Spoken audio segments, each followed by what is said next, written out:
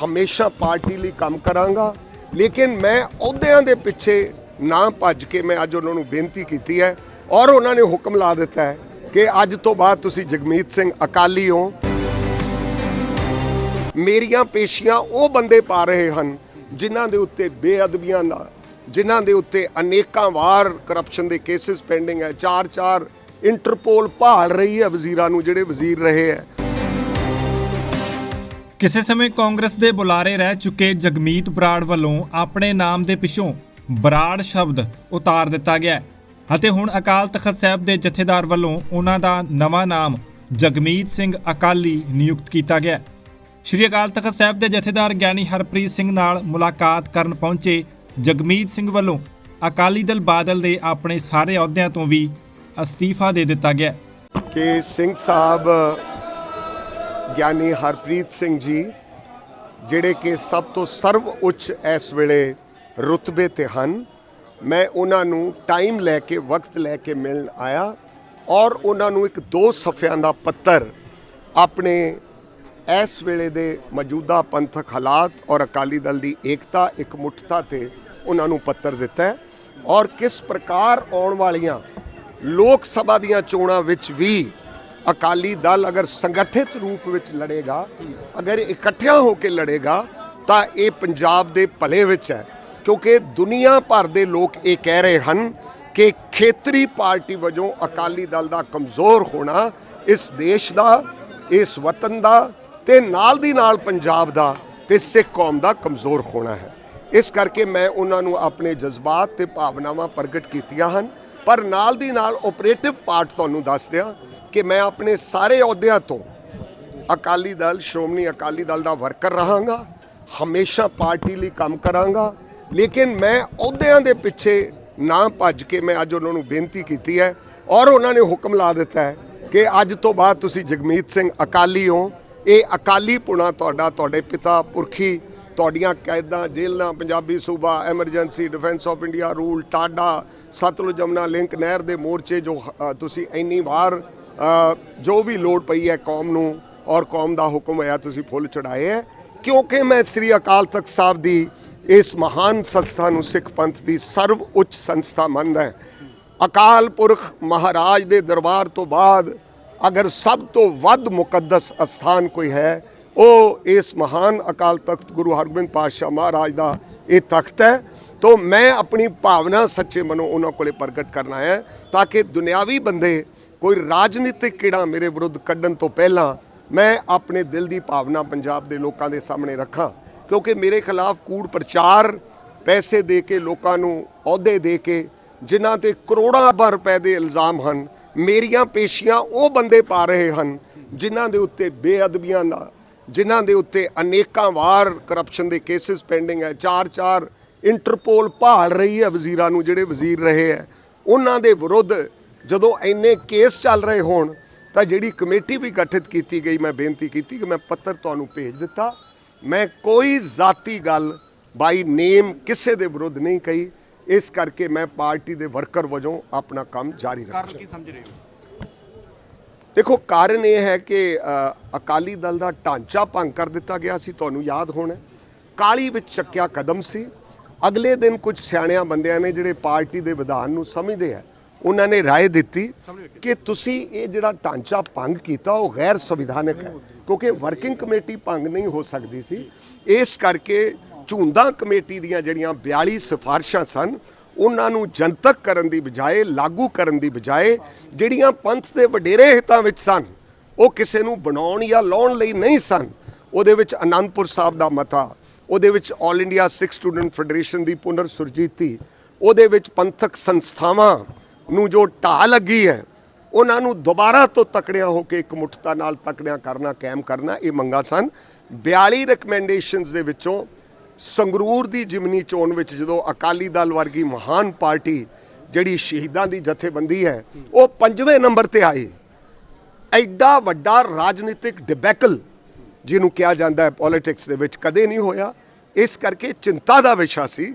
इस चिंता के विषय को एड्रैस करने लिए कमेटी बनाई गई सी, लेकिन वो फाइंडिंग्स जिहड़ियां जो वर्किंग कमेटी भंग करती तो जिहड़ा बाद दे विच हुण ढांचा बनाया गया वो गैर संविधानिक है। ਉਹਦੇ 'ਚ ਕਿਸੇ ਦੀ ਕੋਈ ਅਥਾਰਟੀ ਨਹੀਂ ਕਿ ਕੋਈ ਕਨਸਟੀਟਿਊਟ ਕਰ ਸਕੇ। ਇਸ ਕਰਕੇ ਵਧੇਰੇ ਇਸ ਗੱਲ ਦਾ ਮੈਂ ਸਮਝਦਾ ਖਲਾਰਾ ਪਾਉਣ ਤੋਂ, ਕਿਉਂਕਿ ਹੰਗਾਮਾ ਖੜਾ ਕਰਨਾ ਮੇਰਾ ਮਕਸਦ ਨਹੀਂ। ਮੈਂ ਉਸ ਅਕਾਲ ਪੁਰਖ ਦੇ ਦਰਬਾਰ ਦੇ ਸਾਹਮਣੇ ਖੜਾ ਹੈ। ਮੇਰਾ ਕੇਵਲ ਤੇ ਕੇਵਲ ਮਕਸਦ ਸਾਰੇ ਅਕਾਲੀ ਦਲ ਤੇ ਪੰਥ ਦੀ ਇੱਕ ਮੁੱਠਤਾ ਲਈ ਜ਼ੋਰ ਲਾਉਣਾ। ਕੋਈ ਮੈਂ ਇਕੱਲਾ ਨਹੀਂ ਕਰ ਸਕਦਾ, ਮੇਰੇ ਨਾਲ 80% ਜਿਹੜੇ ਕਮੇਟੀ ਦੇ ਸੀਨੀਅਰ ਲੀਡਰਸ ਔਰ ਵਰਕਰਸ ਹੈ। ਦੇਖੋ 5 ਫੈਕਸ਼ਨ ਕਹਿ ਲਓ ਅਕਾਲੀ ਦਲ ਦੇ, ਜਿਹਦੇ ਵਿੱਚ ਸਰਦਾਰ ਸੁਖਦੇਵ ਸਿੰਘ ਜੀ ਢੀਂਡਸਾ ਸਭ ਤੋਂ ਸੀਨੀਅਰ ਮੋਸਟ ਲੀਡਰ ਹੈ, ਨਾਲ ਮਨਜੀਤ ਸਿੰਘ ਜੀਕੇ ਹੈ, ਨਾਲ ਪਰਮਜੀਤ ਸਿੰਘ ਸਰਨ ਹੈ, ਨਾਲ ਦੀ ਨਾਲ ਹਰਮੀਤ ਸਿੰਘ ਜੀ ਕਾਲਕਾ ਹੈ, ਨਾਲ ਦੀ ਨਾਲ ਸਿਮਰਨਜੀਤ ਸਿੰਘ ਮਾਨ ਮੈਂ ਆਪ ਨੂੰ ਦੱਸਿਆ। ਇਹ ਸਾਰੇ ਇੱਕ ਪ੍ਰੋਗਰਾਮ ਅਧੀਨ ਜਿਹੜਾ ਕਿ ਪੰਥ ਇਸ ਸਮੇਂ ਤੇ ਸ੍ਰੀ ਅਕਾਲ ਤਖਤ ਸਾਹਿਬ ਜਥੇਦਾਰ ਸਾਹਿਬ ਦੀ ਅਗਵਾਈ ਹੇਠ ਕੋਈ ਪ੍ਰੋਗਰਾਮ ਦੇਵੇ ਜਿਹਦੇ ਨਾਲ ਸਮੁੱਚੇ ਪੰਜਾਬ ਦਾ ਭਲਾ ਹੋਵੇ। ਕਿਉਂਕਿ Anandpur Sahib resolution within the constitution of India more powers ਦੀ ਗੱਲ ਕਰ। ਸਰ ਬੀਬੀ ਜਗੀਰ ਕੌਰ ਨੂੰ ਤੁਸੀਂ ਕਿੱਦਾਂ ਦੇਖ ਰਹੇ ਹੋ? ਬੀਬੀ ਜਗੀਰ ਕੌਰ ਦੇ ਵੱਲੋਂ ਵੀ ਮੰਗ ਪੱਤਰ ਲਿਖਿਆ ਗਿਆ ਸਿੰਘ ਸਾਹਿਬ ਨੂੰ ਕਿ ਪੰਜਾਬ ਦੇ ਵਿੱਚ ਬੇਅਦਬੀ ਦੇ ਮੁੱਦੇ ਵੱਧ ਰਹੇ, ਕੁਝ ਸੰਸਥਾਵਾਂ ਵੱਖਰੀਆਂ ਹੋਣੀਆਂ ਚਾਹੀਦੀਆਂ। ਦੇਖੋ ਮੈਂ ਇਹ ਪਹਿਲਾਂ ਹੀ ਕਹਿ ਚੁੱਕਿਆ ਹੈਗਾ, ਮੇਰਾ ਤੁਸੀਂ ਇੰਟਰਵਿਊ ਸੁਣਿਆ ਹੋਣਾ ਹੈ ਜਾਂ ਮੇਰੇ ਵੱਲੋਂ ਬਿਆਨ ਦਿੱਤਾ ਗਿਆ ਹੈ ਕਿ ਬੀਬੀ ਜਾਗੀਰ ਕੌਰ ਜੀ ਇੱਕ ਬਹੁਤ ਵੱਡੀ ਸੰਸਥਾ ਦੀ ਪ੍ਰਤੀਨਿਧਤਾ ਕਰਦੇ ਹਨ।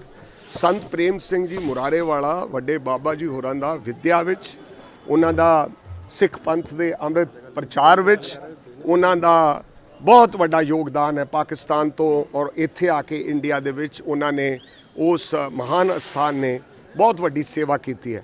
ਤੋ ਚੋਣ ਲੜਨਾ ਤਾਂ ਮੈਂ ਸਮਝਦਾ ਕਿ ਡੈਮੋਕ੍ਰੈਟਿਕ ਰਾਈਟ ਹੈ। ਇਹ ਤਾਂ ਇਲੈਕਸ਼ਨ ਕਮਿਸ਼ਨ ਵੀ ਨਹੀਂ ਕਰਦਾ ਕਿ ਜੇ ਕੋਈ ਚੋਣ ਲੜ ਲਿਆ ਹੋਵੇ ਤਾਂ ਉਹਦੇ ਰਾਹ ਵਿੱਚ ਹੀ ਪੇਪਰ ਰਿਜੈਕਟ ਕਰ ਦਿਓ ਤਾਰੀਖ ਬਦਲਣ ਤੋਂ ਬਾਅਦ। ਮੇਰਾ ਕਹਿਣ ਦਾ ਭਾਵ ਹੈ ਤੇ ਉਹਨਾਂ ਦੇ ਵਿਰੁੱਧ ਜੋ ਐਕਸ਼ਨ ਹੋਇਆ ਚੋਣ ਲੜਦਿਆਂ ਦੌਰਾਨ ਉਹ ਵੀ ਗੈਰ ਸੰਵਿਧਾਨਕ ਸੀ। ਕਿਹਾ ਜਾ ਰਿਹਾ ਕਿ ਬੀਬੀ ਜਗੀਰ ਕੌਰ ਦੇ ਪਿੱਛੇ ਬੀਜੇਪੀ ਦਾ ਹੱਥ ਹੈਗਾ, ਬੀਬੀ ਜਗੀਰ ਕੌਰ ਤਾਂ ਹੋ ਰਹੇ ਨੇ। ਦੇਖੋ ਮੈਂ ਇਹਦੇ ਤੇ ਇਸ ਕਰਕੇ ਟਿੱਪਣੀ ਨਹੀਂ ਕਰਨਾ ਚਾਹੁੰਦਾ ਕਿਉਂਕਿ ਮੈਨੂੰ ਤਾਂ ਹੁਕਮ ਹੋ ਗਿਆ ਸ੍ਰੀ ਅਕਾਲ ਤਖਤ ਸਾਹਿਬ ਦਾ, ਬਹੁਤ ਵੱਡਾ ਹੁਕਮ ਸਿੰਘ ਸਾਹਿਬ ਗਿਆਨੀ ਹਰਪ੍ਰੀਤ ਸਿੰਘ ਜੀ ਨੇ ਕੀਤਾ ਹੈ। ਹੁਕਮ ਇਹ ਹੈ ਕਿ ਅਕਾਲੀ ਵਰਕਰ ਦੇ ਰੂਪ ਵਿੱਚ ਜੋੜੇ ਝਾੜ ਕੇ ਔਰ ਪੰਥ ਦੀ ਸੇਵਾ ਕਰੋ ਔਰ ਸਿੱਧੀ ਲੀ ਖੇਤਰੀ ਪਾਰਟੀ ਅਕਾਲੀ ਦਲ ਨੂੰ ਮਜ਼ਬੂਤ ਕਰਨ ਲਈ ਕਰੋ। ਇਸ ਕਰਕੇ ਅਗਰ ਕੋਈ ਦੇਖੋ ਇਹਦੇ 'ਚ ਇੱਕ ਮਸਲਾ ਸਿੰਘ ਸਾਹਿਬ ਬਹੁਤ ਹੀ ਸੂਝ-ਬੂਝ ਨਾਲ ਉਹ ਕੌਮ ਦੀ ਅਗਵਾਈ ਕਰ ਰਹੇ ਹਨ, ਲੇਕਿਨ ਕੌਮੀ ਮਸਲੇ ਜਿਹੜੇ ਪੈਂਡਿੰਗ ਐ ਸਿੱਖ ਕੌਮ ਦੇ, ਬੰਦੀ ਸਿੰਘਾਂ ਦੀ ਰਿਹਾਈ ਹੈ, ਪੰਜਾਬ ਦੇ ਉੱਤੇ SYL ਪੰਜਾਬ ਦੇ ਪਾਣੀਆਂ ਦਾ ਮੁੱਦਾ ਹੈ, ਰਾਜਧਾਨੀ ਦਾ ਮੁੱਦਾ ਹੈ, 10 ਏਕੜ ਜਿਹੜੀ ਲੈਂਡ ਮੰਗ ਰਿਹਾ ਹਰਿਆਣਾ ਉਹਦਾ ਇੱਕ ਟੈਕਨੀਕਲ ਮੁੱਦਾ ਹੈ, ਨਾਲ ਦੀ ਨਾਲ ਰਿਹਾਈਆਂ ਦੇ ਮੁੱਦੇ ਹੈ। ਇਹਨਾਂ ਸਾਰਿਆਂ ਮੁੱਦਿਆਂ ਤੇ ਸਾਨੂੰ ਇਕੱਠੇ ਹੋ ਕੇ ਯੂਨਾਈਟਿਡਲੀ ਅਗਰ ਸਿੱਖ ਪੰਥ ਯੂਨਾਈਟਿਡਲੀ ਮੰਗ ਕਰੇਗਾ ਸੈਂਟਰ ਤੋਂ ਤਾਂ ਮਸਲੇ ਹੱਲ ਹੋ ਸਕਦੇ ਹਨ। ਔਰ ਕੌਮ ਨੂੰ ਮਸਲੇ ਹੱਲ ਕਰਵਾਉਣ ਲਈ BJP ਜਾਂ ਕੋਈ ਪਾਰਟੀ ਜਿਹੜੀ ਹੈ ਅਗਰ ਉਹ ਹੱਲ ਕਰਨਾ ਚਾਹਵੇ ਪੰਜਾਬ ਦੇ ਉਹ ਸਾਰੂ ਮਸਲੇ ਤਾਂ ਉਹਨੂੰ ਕਰਨੇ ਚਾਹੀਦੇ। ਬੰਦੀ ਸਿੰਘਾਂ ਦੀ ਗੱਲ ਕੀਤੀ ਆ, ਕਹਿੰਦੇ ਕਿ ਐਜੀਪੀਸੀ ਜਦੋਂ ਕੋਈ ਐਲਾਨ ਹੁੰਦਾ ਸੀ ਦਿੱਲੀ ਹਿਲਦੀ ਸੀ। ਲੱਗਦਾ ਕਿ ਸਿੰਘ ਸਾਹਿਬ ਨੇ ਰਾਜਦਾ ਕਿ ਕਿਤੇ ਨਾ ਕਿਤੇ ਕਮਜ਼ੋਰ ਹੁੰਦੀ ਨਜ਼ਰ ਆ ਰਹੀ ਹੈ। ਦੇਖੋ ਗੱਲ ਇਹ ਹੈਗੀ ਹੈ ਕਿ Akali Dal being a political outfit, ਇਹ ਕਿਹਾ ਜਾ ਰਿਹਾ ਕਿ ਕਿਉਂਕਿ 10 ਵਰੇ 2007 ਤੋਂ 17 ਤੱਕ ਰਾਜ ਭਾਗ ਰਿਹਾ, ਉਦੋਂ ਦਾ ਕੋਈ ਰਿਕਾਰਡ, ਉਦੋਂ ਦੀ ਕੋਈ ਮੰਗ, ਉਦੋਂ ਦਾ ਕੋਈ ਨਾ ਕੋਈ ਜੋ ਸਿੱਖ ਕੌਮ ਦੇ ਦਰਪੇਸ਼ ਮਸਲੇ ਸਨ ਉਹ ਕਿੰਨੀ ਸ਼ਿੱਦਤ ਨਾਲ ਚੱਕੇ ਗਏ, ਇਹ ਇੱਕ ਮੁੱਦਾ ਹੈ। ਇਸ ਕਰਕੇ ਇੰਸਟੀਟਿਊਸ਼ਨਸ ਤਾਂ ਹੀ ਕਮਜ਼ੋਰ ਹੁੰਦੀਆਂ ਕਿ ਤਾਕਤ ਤੇ ਸੱਤਾ ਦੇ ਦੌਰਾਨ ਜਦੋਂ ਪੂਰੀ ਦਿਆਨਤਦਾਰੀ ਤੇ ਇਮਾਨਦਾਰੀ ਨਾਲ ਮਸਲਿਆਂ ਤੇ ਪਹਿਰਾ ਦੇਣਾ ਜ਼ਰੂਰੀ। ਕਮਜ਼ੋਰ ਕੌਣ ਕਰ ਰਿਹਾ ਵੈਸੇ? ਨਹੀਂ ਮੈਂ ਕਿਸੇ ਬਾਰੇ ਵਿਅਕਤੀਗਤ, ਮੈਨੂੰ ਇੰਨੇ ਮਹੀਨੇ ਹੋ ਗਏ ਮੈਂ ਨਾ ਜ਼ਾਤੀ ਤੌਰ ਤੇ ਸੁਖਬੀਰ ਸਿੰਘ ਜੀ ਦੇ ਖਿਲਾਫ ਨਾ ਮੈਂ ਜ਼ਾਤੀ ਤੌਰ ਤੇ ਕਿਸੇ ਹੋਰ ਵਿਅਕਤੀ ਦੇ ਖਿਲਾਫ ਗੱਲ ਕੀਤੀ ਹੈ। ਮੈਂ ਜ਼ਾਤੀ ਗੱਲ ਕਰਨ ਦੀ ਬਜਾਏ ਸਮੂਹਿਕ, ਮੈਂ ਤਾਂ ਆਹ ਗੱਲ ਸਪਸ਼ਟਤਾ ਨਾਲ ਕਹਿਣਾ ਚਾਹੁੰਦਾ ਕਿ ਕੋਰ ਕਮੇਟੀ ਦੀ ਮੀਟਿੰਗ ਵਿੱਚ ਮੈਂ ਇਹ ਕਿਹਾ ਕਿ ਕਲੈਕਟਿਵ ਰਿਸਪੌਂਸਿਬਿਲਿਟੀ ਹੈ, ਸਮੂਹਿਕ ਜ਼ਿੰਮੇਵਾਰੀ ਹੈ, ਇਹ ਇਕੱਲੇ ਇੱਕ ਵਿਅਕਤੀ ਦੀ ਜ਼ਿੰਮੇਵਾਰੀ ਨਹੀਂ।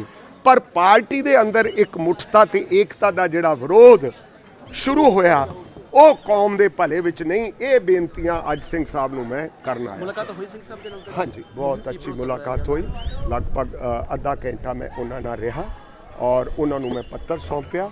ਪੱਤਰ ਦੇ ਜਿਹੜੇ ਸਾਰੇ ਉਹਦੇ ਕੰਟੈਂਟ ਨੇ, ਉਹ ਕੰਟੈਂਟ ਜਿਹੜੇ ਨੇ ਉਹ ਸੀਲ ਬੰਦ ਨੇ, ਮੈਂ ਉਹਨਾਂ ਨੂੰ ਦੇ ਕੇ ਆਇਆ। तो मेरा ये फर्ज नहीं कि ਉਹਦੇ ਵਿੱਚ ਜਿਹੜੇ ਕੰਟੈਂਟ ਹੈ ਉਹਦੇ ਬਾਰੇ ਮੈਂ ਤੁਹਾਨੂੰ ਦੱਸਾਂ, ਲੇਕਿਨ ਮੋٹے ਤੌਰ ਤੇ ਮੈਂ ਆਪ ਨੂੰ ਬੇਨਤੀ ਕੀਤੀ ਹੈ ਕਿ ਮੈਂ ਅਕਾਲੀ ਵਰਕਰ ਦੇ ਰੂਪ ਵਿੱਚ ਕੰਮ ਕਰਾਂਗਾ ਔਰ ਕਿਉਂਕਿ ਮੈਂ ਅਕਾਲ ਤਖਤ ਸਾਹਿਬ ਦੇ ਇੱਥੇ ਪੇਸ਼ ਹੋ ਗਿਆ, ਮੈਨੂੰ ਉਹਨਾਂ ਨੇ ਕੁਝ ਆਦੇਸ਼ ਦਿੱਤੇ ਨੇ। ਮੈਂ ਹੁਣ ਦੁਨਿਆਵੀ ਬੰਦੇ ਜਿਹੜੇ ਕੋਈ ਰਾਜਨੀਤਿਕ ਤੌਰ ਤੇ ਬਦਲਾ ਲਊ ਕਾਰਵਾਈ ਭਾਵਨਾ ਦੇ ਨਾਲ, ਦਵੇਸ਼ ਨਾਲ ਮੇਰੇ ਵਿਰੁੱਧ ਕੁਝ ਐਕਸ਼ਨ ਲੈਣਾ ਚਾਹੁੰਦੇ ਹੈ, ਉਹ ਵੈਲਕਮ ਹੈ, ਜੋ ਉਹਨਾਂ ਦੀ ਮਰਜ਼ੀ ਹੈ।